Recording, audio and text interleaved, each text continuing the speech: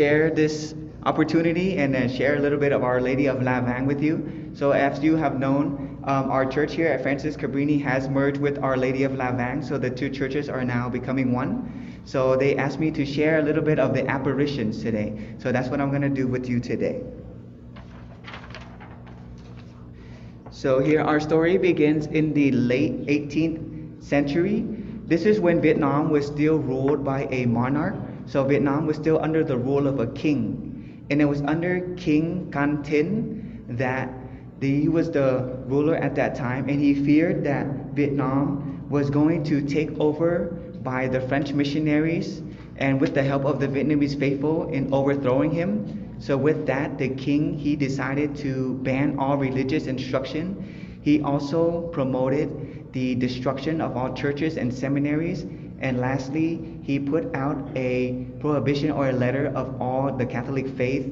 But most of all, he wanted to exterminate all the Vietnamese Catholics in that time. So with that, the Vietnamese, they had to run into the forest of La Vang. And it was there that our mother visited the people.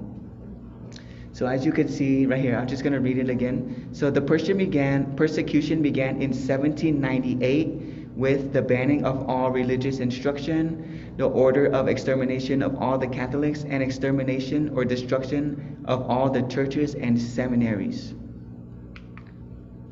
So it was in 1798 that the Blessed Virgin, she began to appear to the Vietnamese faithful for aid and guidance. And it was during this time that Our Lady appeared to a group of small Catholics in the village of La Vang, which is in central Vietnam. So it was during this time that the people, they had to run into the forest, and then they had to actually hide for the fear of their lives. So it was during this time that they were suffering. They were suffering from privation, which meant that they didn't have their clothes, they didn't have the basic necessities such as shelter or even food. And most of all, they were just in fear for their lives. Just in order to practice the faith, they had to run away and live in this forest. So it was during this time that Our Lady would appear to them.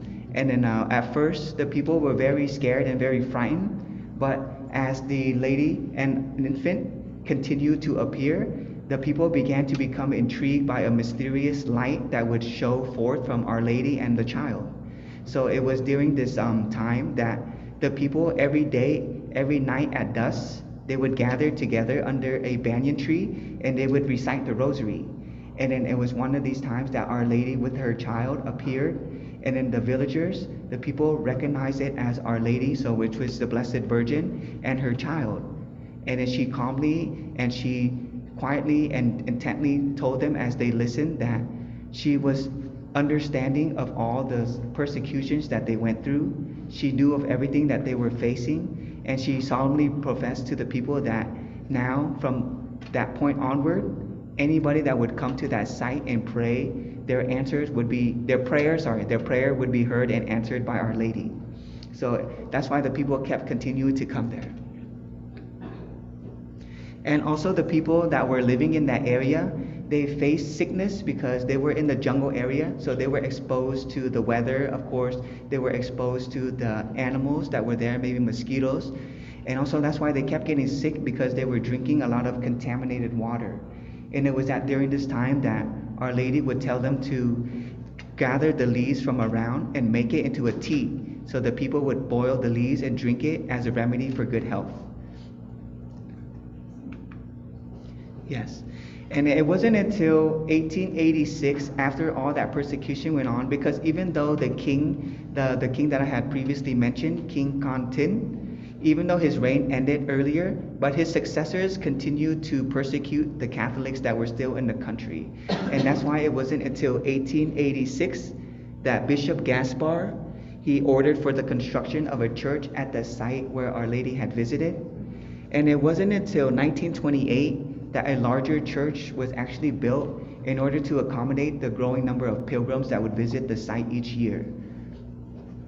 And in 1961, the Vietnamese Bishops' Conference selected the site as the nationwide Our Lady Center. So of all the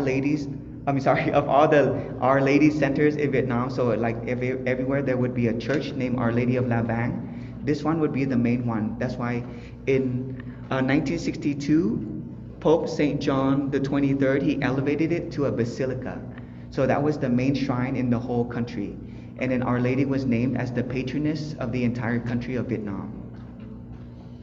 And then today, the basilica and the shrine are still there. It's located in the Hai Lang district of Quang Tri in central Vietnam. So if you take a look at the pictures, this is both on one site. The picture on the left is actually the church itself. So that's where the church is built. So that's where the mass and that's where all the worship is carried out. But on the right is the shrine. So it has a picture of Our Lady and the banyan tree. And then each year they have pilgrimages where people can come and pray to Our Lady there.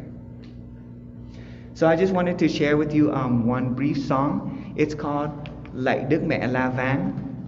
And it just means that you're just greeting Our Lady and you want to offer everything up to her. You want to be thankful and you are grateful for everything that she has done for us.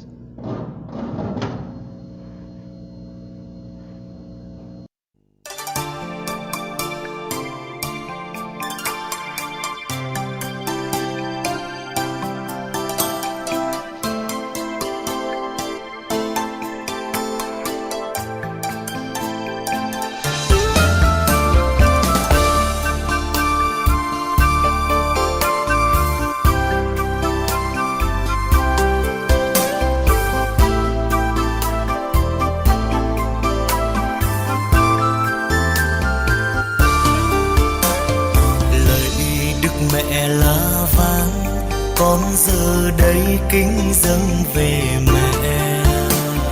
Lạy Đức Mẹ La Vang, con vui mừng cầu xin Đức Mẹ.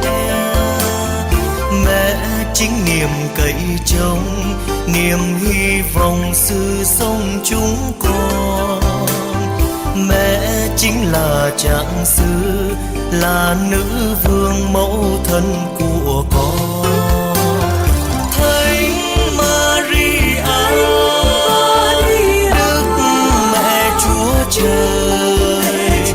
Thánh Maria, xin thương nhập lời.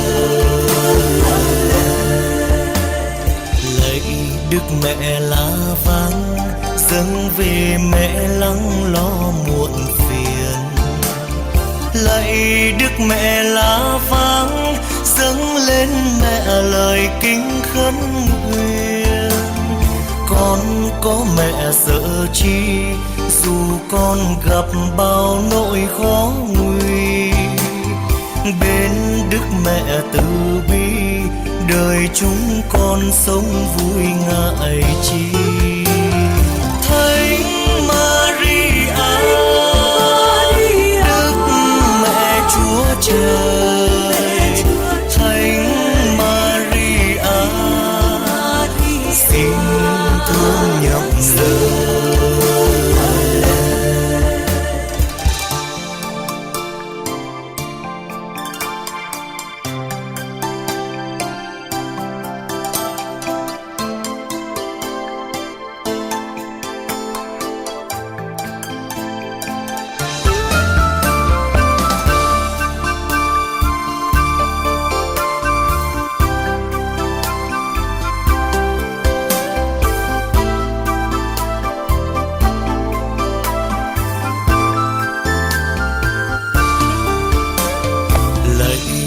Mẹ La Vang, dân Việt Nam khắp trên hoàn cầu. Lạy Đức Mẹ La Vang, dân con Việt đồng thanh bái chào. Nơi xứ người tạm dung, nguyện xin mẹ dìu dắt chúng con. Trên bước đường ly hương, đoàn chúng con sống trong tình thương.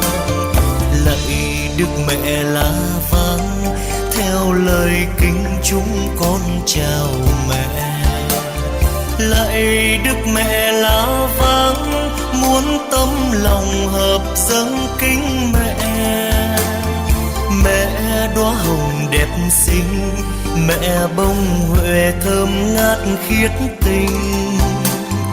Mẹ tháp ngà tỏa cao, mẹ ánh trăng sáng hơn ngàn sao.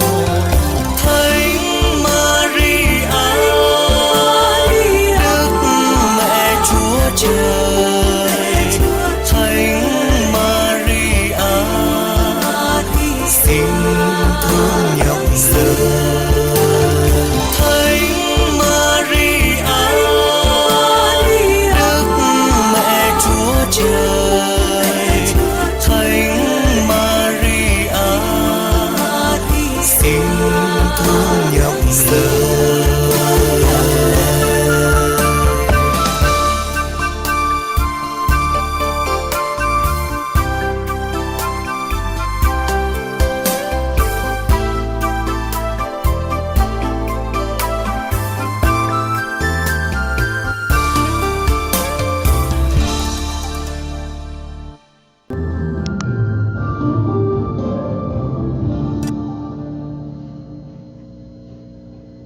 So if you were listening to the chorus, it was just saying, Mary, Mother of God, please accept our praise and intercede for us to our Lord. So that's what the song is about. And just a quick kind of just something knowledgeable is just that the apparition to Our Lady, actually, it hasn't been approved by the Vatican, but it also hasn't been rejected by the Vatican. So if you may know or may not, sometimes a lot of Marian apparitions, so the Vatican will either step in and say that it's been approved or it hasn't been approved, or sometimes the Vatican will not say anything, and then the Vatican will just leave it to the particular churches. So as of right now, Our Lady of La Vang, the Vatican hasn't said anything, but the Vatican has left it to the Vietnamese bishops, and the Vietnamese bishops have approved of it. So, thank you.